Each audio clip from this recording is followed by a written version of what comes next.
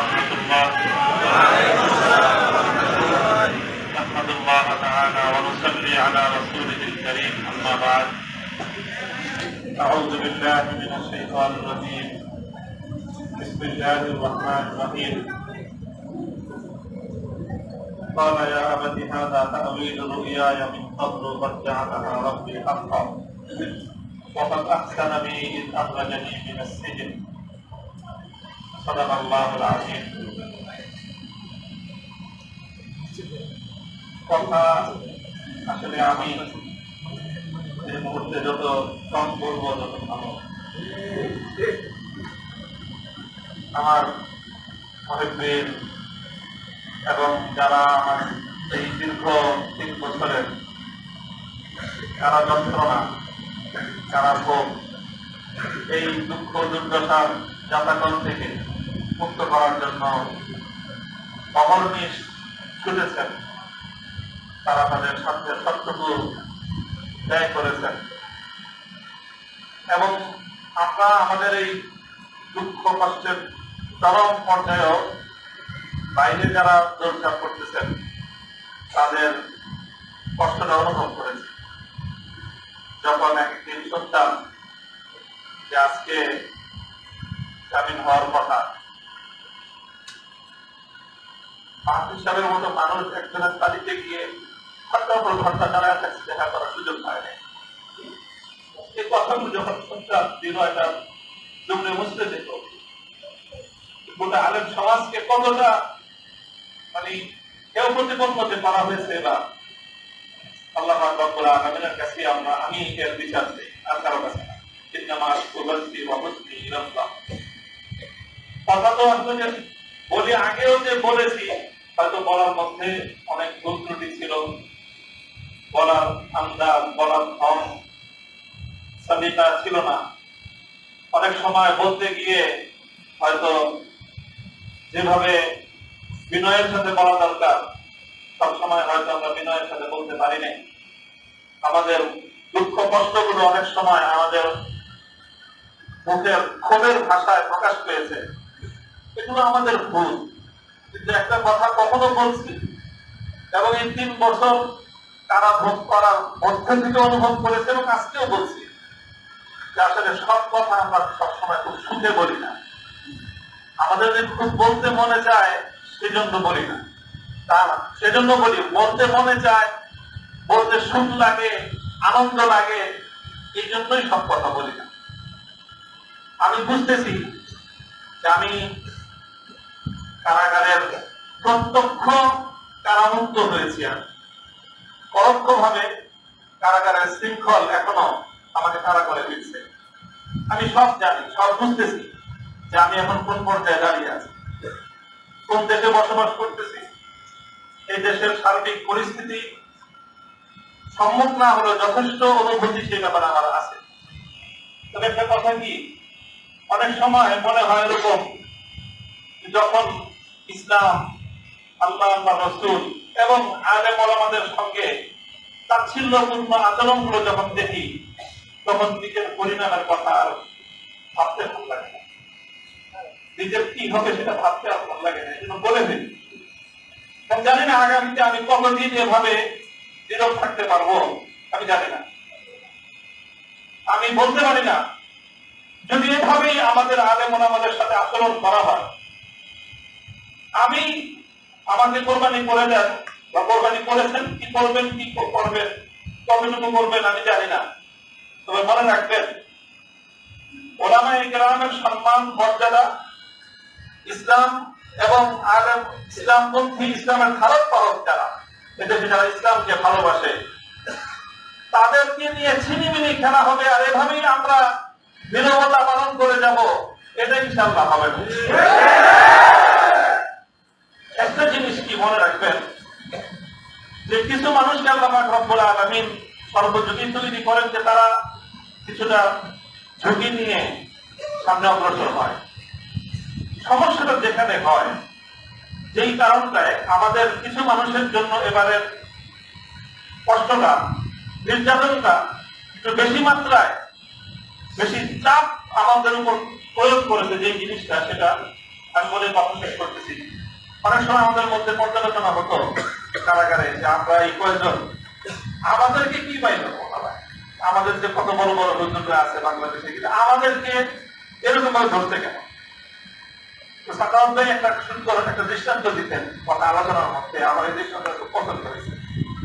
দেখবেন যে গাবতলী থেকে আমাদের ঢাকায়ও গরু নিয়ে যায়, দলে দলে গরু, রাত্রে 11টা 12টার থেকে ওই চকবাজার, মৌলবাজার, কাপ্তান বাজার, কারোর বাজার সব এরকম কত কত গরু গাবতলীতে আনে বিভিন্ন জায়গা থেকে। এরপরে গাবতলীতে নামায়, তারপর বাকি ভর্তি করে হাঁটায় নিয়ে যায়। 10টা 12টা গরু একসাথে বান্ধা থাকে। এই 10টা 12টা গরু যখন একসাথে বান্ধা থাকে, রাস্তায় দেখবেন যে ওই রাখাল তো থাকে এক দুজন পিছনে, লাঠিতে পিঠে থাকে, সব করে হাঁকাইতে থাকে। হঠাৎ রাস্তার মধ্যখানে গিয়ে ওই পাড়ের মধ্যখানে কয়েকটা গরু বসে পড়ে। এখন 6টার মধ্যে 3টা বসে পড়ছে, রাস্তার মধ্যে বসে পড়ছে ক্লান্ত হয়ে, আর বাকি 3টা তো হিম্মত করতেছে এখনো যাওয়া। কিন্তু যখন 3টা বসে পড়ে, বাকি 3টার উপর যে কি প্রেশার যায় ওই 3টা তখন বুঝতে পারে। 6টায় যদি দাঁড়ায় থাকতো, ধীরে ধীরে চলতো, তাহলে বাকি 3টাকে এই পরিমাণ চাপ তাদেরকে ভোগ করতে হতো না। আমার কাছে এই জিনিসটা অনুভব হয়েছে যে আমাদের আলেম সমাজ ভাই প্রত্যেকেই নিজেদের নিরাপত্তার কথা চিন্তা করি, করবো, সবাই করবো নিরাপত্তার কথা। আমি চিন্তা করি না তা না, আমিও যদি আগে থেকে বুঝতে পারতাম যে আমাকে এরকম ভাবে তারা চাপে ফেলবে, হয়তো আমি আরো আগে আরো ভয় পেতাম। আমি যে ভয় পাই নেই তা না, আমি যে 3 বছরের এই কষ্ট, এই কষ্টের যে আমি একদম খুব মানে সাহসের সাথে মোকাবেলা করেছি সেই কথা আমি বলবো না, সে কথা বলার অবকাশ নাই। তবে একটা কথা এটা মনে রাখবেন যে এই বাড়তি প্রেশারের কারণ হলো আমাদের মধ্যকার ওই যে 3 জন বসে পড়ছে রাস্তায়, এই জন্য বাকি যে 3 জন দাঁড়ায় আছে ওই 3 জনের উপর তাদের 3 জনের খরচও পড়ছে, যেই 3 জন বসে পড়ছে ওই 3 জনের খরচও পড়ছে, বাকি সবগুলোর খরচ পড়ছে, যে ওরা সব বসে পড়ছে তুই দাঁড়ানোর চেষ্টা। এটা হলো সমস্যা। যারা অন্তত আগামী দিনে যে কোনো ভাবে জাতীয় নেতৃত্বের সামনের সারিতে আসবেন, যেভাবেই আসেন, নেতৃত্বের সারিতে আসার অর্থ এটা নয় যে আপনি হেফাজতে ইসলামের আমির হইতে হবে, মহাসচিব হইতে হবে, তা না, অথবা আপনাকে কোন সংগঠনের আমির মহাসচিব হইতে হবে, তাও না। যারা যেভাবে নেতৃত্বের সামনের আসনে চলে আসবেন বিভিন্ন বিভাগীয় পর্যায়ে, জাতীয় পর্যায়ে, আপনাদের কি কথাটা মনে রাখতে হবে যে আপনার দুর্বলতা শুধু আপনাকে নিরাপদ করে তা নয়, এবং আপনার দুর্বলতা আরো 3 জনের জন্য বাড়তি ঝুঁকি তৈরি করে। কথাগুলো ওলামায়ে কেরাম আমি বলতেছি এখানে সবাই গভীরভাবে অনুভব করবো ইনশাআল্লাহ। আল্লাহ পাক রব্বুল আলামিন আমাদেরকে হিম্মত দান করেন, তৌফিক দান করেন। এবং কথাটা ছিল এই চূড়ান্ত, 3 বছর চলে গেছে কারাগারে, কারাগার থেকে মুক্ত হওয়ার পরে আপনাদের এই ভালোবাসা, এই যে উচ্ছ্বাস মানুষের, এটাতে আমি খুব বেশি আপ্লুত তা না। তবে আমার কাছে মনে হয়েছে বারবার যে দুনিয়ার এই 3 বছরের কারাবন্দির পর এই উচ্ছ্বাসটা কতটা আনন্দের। তো সত্যিকার আনন্দ তখন হবে যখন কবর, আসর, ফুলসেরাত পার হয়ে জান্নাতে গিয়ে প্রকৃত মুক্তির স্বাদ যেদিন আস্বাদন করতে পারবো, সেদিনই হবে আসলে প্রকৃত মুক্তি। যদি আমি সেই মুক্তির কোন ব্যবস্থা না হলো, আপনাদের এই অভিনন্দন, আপনাদের এই সংবর্ধনা, আপনাদের এই উচ্ছ্বাস 2 পয়সার কোনো মূল্য লাগে না। সকলেই যেন আমরা সেই চূড়ান্ত মুক্তির পথে সামনের দিকে অগ্রসর হতে পারি, এবং যারা সত্যের পথে চলে তাদের হাতকে শক্তিশালী করার জন্য, তাদেরকে সাহস যোগানোর জন্য, তাদের উপর ঝুঁকি তৈরি হলে সেই সময় নিজে যেন বাড়তি ঝুঁকির কারণ না হন, বরং সেই সময় তাদের সহযোগিতা করার জন্য পাশে দাঁড়ানো উচিত। তাহলে পরিস্থিতিটা অনেকটাই সহজ হয়, অনেকটা সহজ হয়। আপনি 10 জন দাঁড়ায় আছেন, লাঠি নিয়ে আসলে পিটানোর জন্য 6 জন দৌড়তেছে, বাকি 4 জনের উপর যে কি অবস্থা যায় এটা বুঝতে পারেন? যে লোক লাঠি নিয়ে আসছে, যখন আপনি লাঠি দেখে 3 জন দৌড়তেছে, 6 জন দৌড়তেছে, তখন তার মধ্যে শক্তি সাহস অনেক বেড়ে যায়। তখন আর বাকি যে 4 জন দাঁড়ায় আছে, ওদের অবস্থা তো যায় কিয়ামত ওদের উপর দিয়ে। আপনারা যে বাকি 6 জন দৌড়তেছেন, আপনারা শুধু নিজের নিরাপত্তার কথা চিন্তা করলেন, যারে মাঠে একা ফেলে গেলেন তার পরিস্থিতিটা কি হবে সেটা কি একবার ভেবেছেন? যারা নেতৃত্বের আসনে আছেন, ধারে কাছে আছেন, সবাই আগে এই কথাটা চিন্তা করে যদি মনে করেন যে হ্যাঁ আপনার মধ্যে আপনি সেই দুর্বলতাই খুঁজে পান, 6 জন সাথীকে ময়দানে একা ফেলে বাকি 6 জন আপনারা পালায়ে যাবেন, সেটা দোহাই লাগে আগে আপনি নেতৃত্বের আসন থেকে ফেলে সরে যান।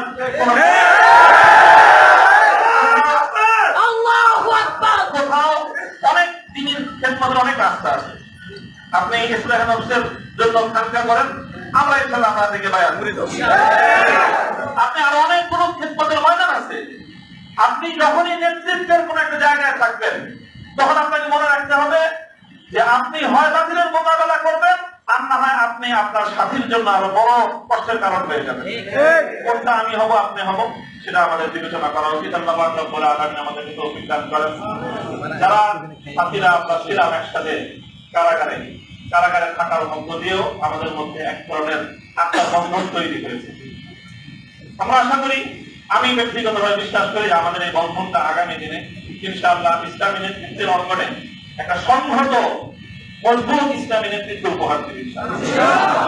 সেই কাজটুকু করতে পারি, আমাদের সকলের জন্য দোয়া করবেন যেন আমাদের মধ্যে সেরকম একটা বোঝাপড়া, সেরকম বন্ধন, সেরকম আত্মত্যাগ, সেরকম ঈর্ষা অন্যকে, অন্যের নিরাপত্তাকে নিজের নিরাপত্তার উপর প্রাধান্য দিতে পারা। আবার বলছি, অন্যের নিরাপত্তাকে নিজের নিরাপত্তার উপর যতদিন পর্যন্ত আমি প্রাধান্য দিতে না পারবো, ইসলামী নেতৃত্বের ধারে কাছে থাকার কোন সুযোগ এবং কোন বৈধতা আমার নাই। আল্লাহ পাক রব্বুল আলামিন আমাদের সকলকে নেতৃত্বের সেই গুণ এবং সেই যোগ্যতা দান করুন, এবং সেভাবেই যেন আমরা আগামী দিনে ইসলামী অঙ্গনের জন্য একটা নেতৃত্ব তৈরি করে পরিস্থিতি, আমার আগে বলেছেন, মাহবুব হুজুর বলেছেন যে আমাদের পূর্বসূরীরা যে পর্যায়ে ব্যক্তিত্ব ছিলেন, অথচ পরিস্থিতি বর্তমানের চেয়ে আরো সহজ ছিল। আর সেই তুলনায় এখন আমাদের যে রোহানিয়াদের যে অবস্থান, আধ্যাত্মিক যে অবস্থান, আর সেই তুলনায় পরিস্থিতির যে ভয়াবহতা আমাদের জন্য পরিস্থিতি অনেক জটিল করে দিয়েছে। এই সময়ে আমরা কেউ যদি একটু দুর্বলতা প্রদর্শন করি, বাকি অন্যদের জন্য সেটা অনেক বড় বেশি কঠিন পরিস্থিতি তৈরি করে দেয়। আল্লাহ রাব্বুল আলামিন আমাদের সকলকে তৌফিক দান করুন। যারা এই প্রচন্ড গরমের মধ্যে আজকে সারাদিন, কালকে সারা রাত আমার মুক্তির জন্য এবং আমার মুক্তির পরবর্তী এই আনন্দের মধ্যে আপনারা যারা অংশগ্রহণ করেছেন, আমাকে উৎসাহিত করেছেন, আমার সহকর্মী এবং আমরা যারা কারারুদ্ধ ছিলেন একসঙ্গে আমাদের কারা সভাপতিদের আপনারা উদ্বুদ্ধ করেছেন, আল্লাহ পাক রব্বুল আলামিন আমাদের সকলকে জাযায়ে দান করুন। আগামী দিনের জন্য হক এবং হক্কানিয়াতের পথে থাকতে পারি, আল্লাহ সন্তুষ্টির পথে রিয়া এবং কিবির মুক্ত আমল যেন করতে পারি, তৌফিক আল্লাহ দান করুন। আল্লাহু দাওয়ানা আলহামদুলিল্লাহ রাব্বিল আলামিন।